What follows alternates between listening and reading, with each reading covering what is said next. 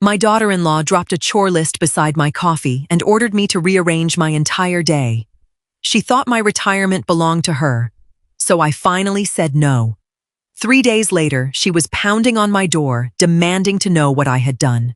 Lorraine Whitmore wiped down the granite countertop with a damp cloth, her movements deliberate and unhurried. Outside the kitchen window, the morning mist was lifting over the quiet suburban neighborhood of Naperville, revealing her manicured lawn, which she spent 3 afternoons a week maintaining. At 64, she possessed a lean frame shaped by decades of early morning gardening and a sharp eye that missed very little. The screen door clicked open and Camille strode in without knocking, her heels clicking sharply against the hardwood floor. Camille dropped a massive canvas tote bag onto the breakfast bar, narrowly missing Lorraine's ceramic mug of black coffee. Without a word of greeting, Camille checked her wristwatch, her blonde ponytail swinging with practiced efficiency. "Mom, you forgot to pick up the dry cleaning yesterday." Camille said, her tone carrying the casual annoyance of someone addressing an absent-minded employee. "And the twins have soccer practice at 3. I need you to drop them off. Pick up the organic groceries from Whole Foods and make sure Leo's baseball uniform is washed. I left the list by the toaster." Lorraine paused, her cloth still gripped in her hand.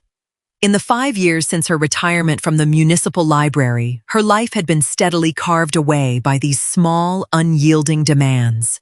Camille assumed that because Lorraine lived alone in the 4-bedroom house, her time was a public resource for the family. "I have my own plans this afternoon, Camille," Lorraine said calmly, her voice even and low. Camille stopped mid-stride, turning back with a look of genuine disbelief. "Plans?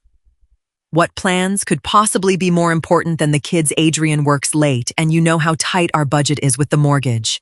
We count on you." It was not a request. It was an audit of utility. Lorraine looked at her daughter-in-law, registering the entitlement wrapped neatly in designer workout gear. Instead of arguing, Lorraine simply set the cloth down and walked to the pantry. She picked up her car keys from the hook. Her first quiet boundary was drawn right there without a single raised voice, though Camille's confident smile faltered for just a fraction of a second before hardening into irritation. The sun climbed higher, casting sharp shadows across the driveway where Camille's SUV was parked half on the grass. Lorraine sat at her small oak dining table, reviewing her weekly ledger. As a former assistant library director, organization was second nature to her. For years, she had absorbed the hidden costs of Adrian and Camille's lifestyle under the guise of maternal generosity. When they bought the house 5 years ago, Lorraine had helped cover their down payment, expecting it to be a bridge to their financial independence. Instead, it had become a permanent subsidy. Camille walked back into the kitchen, holding a half-empty travel mug. She noticed Lorraine sitting quietly instead of ironing Leo's jersey. "You're still here?" Camille asked, a sharp edge cutting through her cordial facade. The team manager texted, "You missed the sign-up window for the snack rotation. I told her you would handle it." Lorraine looked up from her ledger, her expression unreadable. "I am not handling the snack rotation, Camille. And I am not driving the twins to soccer today." Camille crossed her arms, leaning against the doorframe. "Honestly, Lorraine, this is ridiculous. You stay home all day, doing crossword puzzles and tending to those hydrangeas. What else are you supposed to do with your time? You're only useful when you're helping us keep this family afloat." The words hung in the quiet air, stripped of any familial warmth. They were spoken with the casual cruelty of someone who believed ownership extended to another person's calendar and energy. Adrian walked in shortly after, sensing the heavy tension in the room. He tossed his briefcase onto the armchair, looking between his wife and his mother. "Everything okay here?" Adrian asked, his voice retreating into the familiar neutral tone he always adopted when friction arose. Camille sighed loudly, playing the part of the overburdened mother. "Your mother is being difficult about the kids again. Tell her we need her help."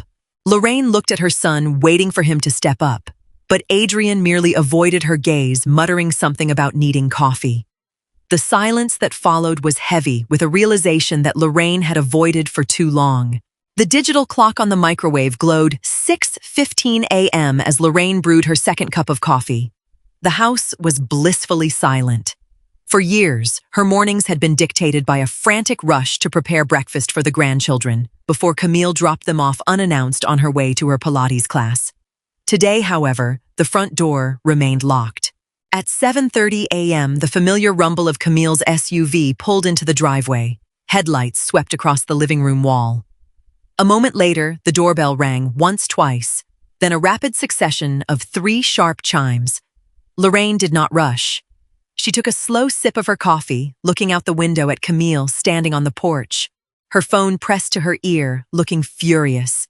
Lorraine walked slowly to the door and unlocked it, opening the door only a few inches, while keeping one hand firmly against it.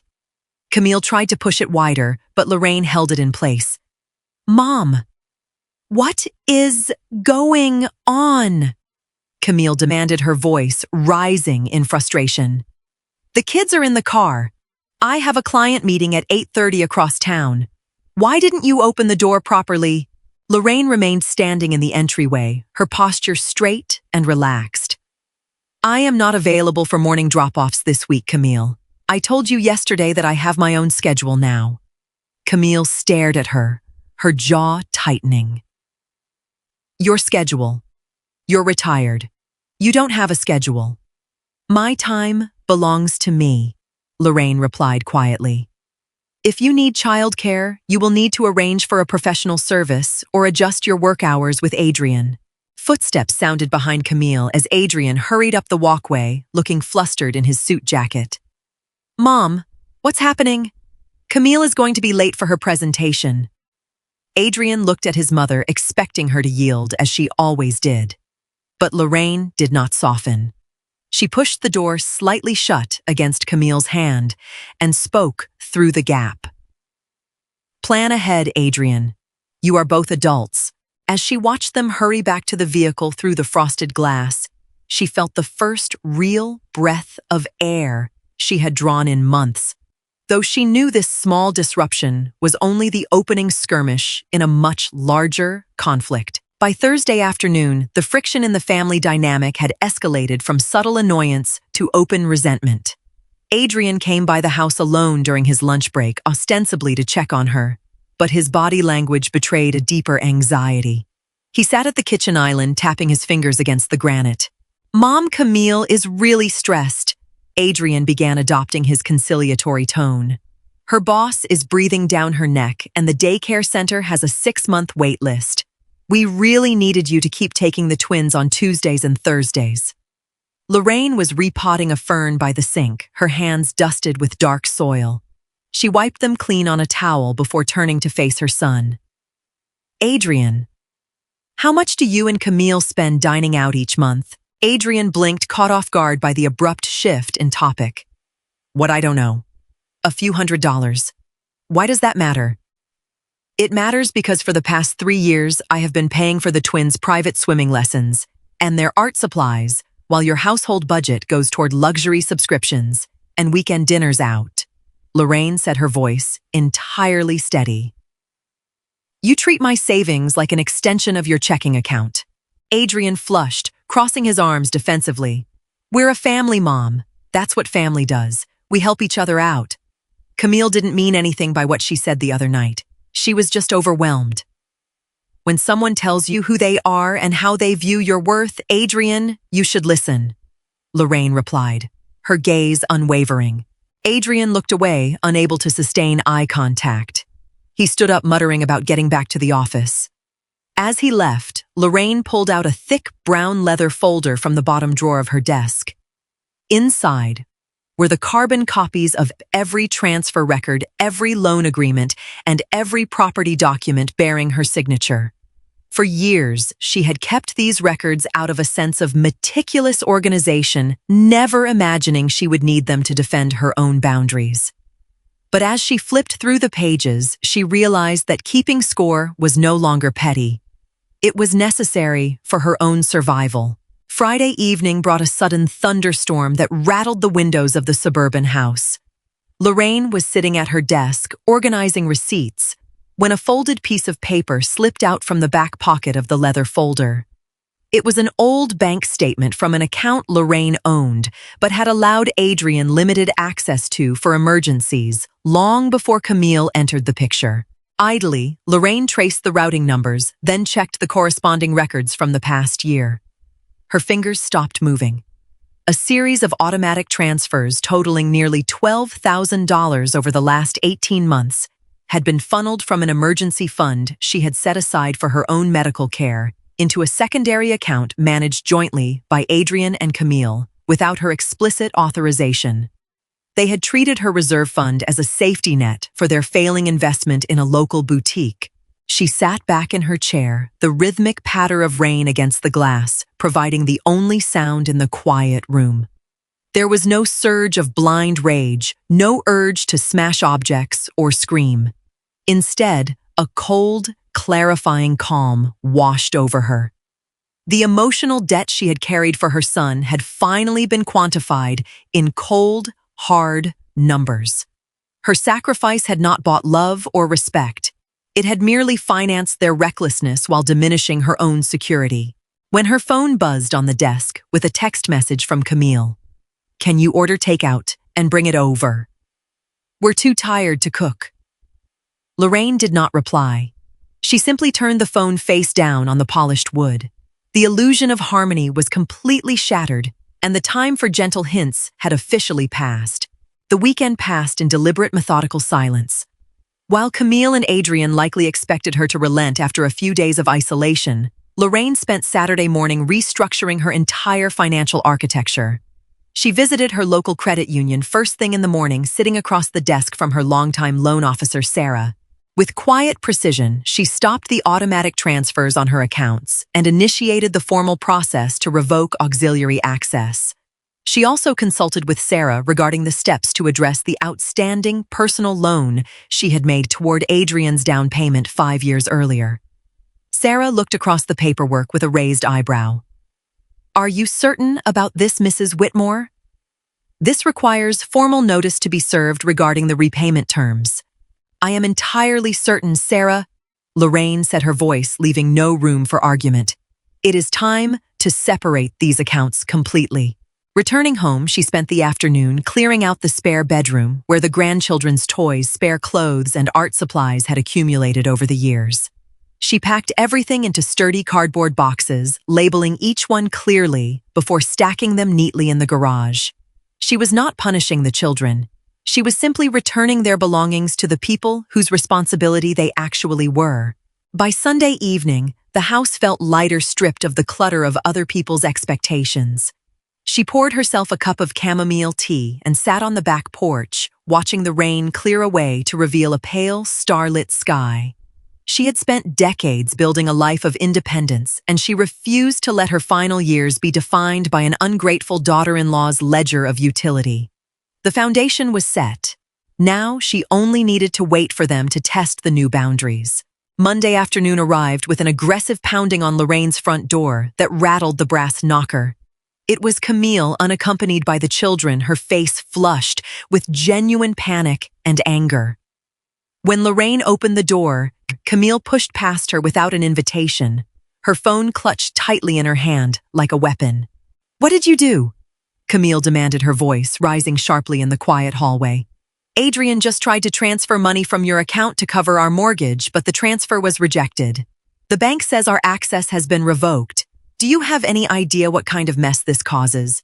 Lorraine closed the door slowly behind her, locking the deadbolt with a clear metallic click. She walked into the living room and sat in her usual armchair, gesturing for Camille to take a seat across from her. Camille remained standing, her chest heaving. "You had no right to freeze our accounts," Camille hissed, her professional composure completely unraveling. "We have bills to pay. How are we supposed to manage without that buffer?" Lorraine looked up calmly, her hands resting quietly in her lap. "Those accounts were never yours to manage, Camille. They were my personal reserves accessed without my consent. Furthermore, the outstanding personal loan I made toward Adrian's down payment 5 years earlier has officially been called due." Camille's eyes widened in sheer disbelief. "Called due? You can't just do that. We don't have that kind of cash sitting around. We need that money for the house. A moment later, the doorbell rang. Lorraine walked to the door and opened it to find Adrian standing on the porch, looking pale and breathless. He had clearly abandoned work to salvage the disaster. He walked inside, staring at his mother with a mixture of shock and betrayal. "Mom, is this true? You're calling in the loan?" Adrian asked, his voice cracking slightly. Lorraine did not waver under their combined gaze. "It is entirely true, Adrian. For years, you have allowed your wife to treat me like an employee, while you stood by in silence. The privilege ends today."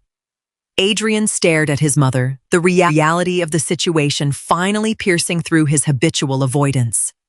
He looked back at Camille, whose confident, superior demeanor had completely evaporated, replaced by a frantic, panicked expression. "Adrian, say something!" Camille snapped, grabbing her husband's arm. "Tell her she can't do this. We'll lose the house. Tell her she has to fix this right now." Adrian opened his mouth, but no words came out. For the first time in their marriage, he could not hide behind his mother's endless generosity or deflect the consequences of their financial recklessness. The silence stretched in the living room, heavy and suffocating. "Mom!" Adrian finally began, his voice dropping to a low, pleading register. "We made mistakes. We relied too much on you, I know that. But calling in the loan, we can't pay that back in 30 days. You're backing us into a corner." Lorraine looked at her son, seeing not a man capable of supporting a family, but a grown adult who had never been forced to face the ledger of his own choices. "I am not backing you into a corner, Adrian. I am simply stepping out from underneath you," Lorraine said quietly. "For years, you have let Camille dictate my worth based on how many chores I could do and errands I could run for you. You chose to look the other way because it was comfortable. Now you must live with the structure you built." Camille let out a harsh, bitter laugh, stepping forward with her finger raised. "You're a selfish, bitter old woman. You're punishing your own grandchildren just to feed your ego." Lorraine did not flinch, nor did she raise her voice to match Camille's frantic pitch. "The children are always welcome in my home, Camille, as long as you respect my boundaries," Lorraine said evenly. "But you and Adrian are no longer entitled to my time, my money, or my patience. The illusion is over." Lorraine stood up slowly, walking over to the small secretary desk by the window. She picked up the thick brown leather folder she had prepared over the weekend and carried it back to the coffee table, laying it squarely between Adrian and Camille. The leather creaked softly in the quiet room. "Inside this folder," Lorraine said calmly, her voice carrying absolute, unshakable authority, "you will find copies of every transfer record, every loan agreement, and every resource I have contributed to your household over the past 5 years, alongside the legal notice for the outstanding loan." Camille stared at the folder as if it were venomous, her previous arrogance completely gone, replaced by the chilling realization that her lifestyle had no legal safety net left. "You're actually going to ruin us over a stupid argument," Camille whispered, her voice trembling with disbelief. "I am not ruining you, Camille," Lorraine replied steadily. "I am simply stopping my participation in your entitlement. You said it yourself, I am only useful when I am helping you. Well, I have decided to stop being useful in the way you demand." Adrian looked down at the leather folder, then up at his mother. He saw a strong, independent woman who was no longer the quiet, accommodating grandmother he had taken for granted, but a sharp individual who had reclaimed her life. "What do we need to do?" Adrian asked quietly, the fight completely draining out of him as he faced the wreckage of their financial illusion. "You need to take your boxes from the garage, go home, and figure out how to live by giving up restaurant meals entirely," Lorraine said simply. She did not yell, she did not gloat, and she did not offer a comforting hug. She simply pointed toward the front door, leaving them to pick up the pieces of a reality they had refused to acknowledge until the privilege was entirely withdrawn. 2 months later, the morning mist over Naperville was crisp and clear. Lorraine stood on her back porch, holding a steaming mug of tea as she watched the sun catch the bright purple blooms of her hydrangeas. The house was wonderfully quiet, untethered from the frantic demands of early morning drop-offs and hurried grocery lists. Adrian and Camille had managed to restructure their finances, though it required selling their luxury SUV and giving up restaurant meals entirely. Adrian had visited twice alone, speaking in a subdued, respectful tone that acknowledged the new boundary between them. Camille had not returned, choosing distance over humility, which suited Lorraine perfectly fine. The grandchildren still visited every other Saturday afternoon, arriving with their own backpacks and snacks, spending quality time with their grandmother without the toxic cloud of their parents' entitlement hanging overhead. Lorraine felt a deep, profound sense of peace settling into her bones, not a lonely isolation, but the hard-earned freedom of a woman who owned her time, her space, and her dignity. She set her mug down on the wooden railing and picked up her pruning shears, ready to spend the afternoon tending to her garden entirely for herself. The confident smile that Camille had once worn, like armor, was a distant memory, replaced by the quiet strength of a life reclaimed on her own terms.